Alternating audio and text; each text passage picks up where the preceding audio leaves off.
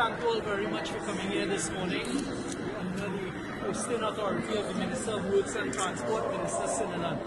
What we're doing here this morning is we have all of the stakeholders who are necessary and part of the restart of the reopening of the borders. You all would have heard the Prime Minister announcing the opening of the borders, and we're working to make sure everything is implemented. So persons, we have to get proof of your full WHO approved vaccination, which means a WHO approved vaccine as well as the WHO approved standard of 14 days after the last jab of that vaccine, then you're considered fully vaccinated.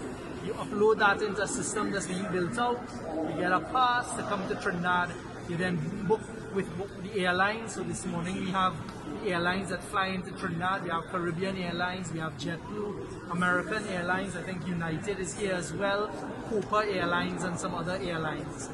And then once you arrive here in Trinidad fully vaccinated, you have to prove before coming here 72 hours before a negative PCR test, which is something we've already had in place for months now. That continues, fully vaccinated, 72-hour negative PCR test. You arrive in Trinidad, we clear you. We have hotels here this morning, we have immigration, customs, and that's it. You go about your business. No requirement at this stage for quarantine. That's how we're looking at the reopening. That will apply to both our nationals as well as non-nationals who are fully vaccinated with a WHO vaccine and WHO approved vaccine. The next category will be the unvaccinated persons, unvaccinated non-nationals. Right now our borders continue to be closed to them. We're not managing that risk. For unvaccinated nationals, what you do is you do the same application process, indicate that you're unvaccinated because there may be reasons for that.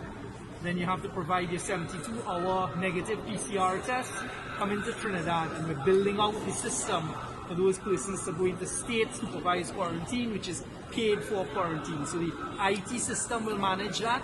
But this morning, one of the important things on our walkthrough is how we're going to handle our unvaccinated nationals who return, because we don't want them mixing and interfacing and increasing any risk of spread. So all of that is part of what we're going to be doing here this morning. We have, as you see, all of our necessary stakeholders, and we want to walk through to just make sure everybody's on the same page. So when our borders open, it's going to be smooth opening, and we expect vaccinated and unvaccinated nationals to come and go. And what we're asking at this stage still is that people just continue to exercise caution. We're still in a global pandemic and there's still a lot of unknown. You can still put yourself and others at risk. But that's what this morning is about. Alright, so under 18 is the age that we're using. Of course, there may be children, nationals who have been vaccinated away, etc.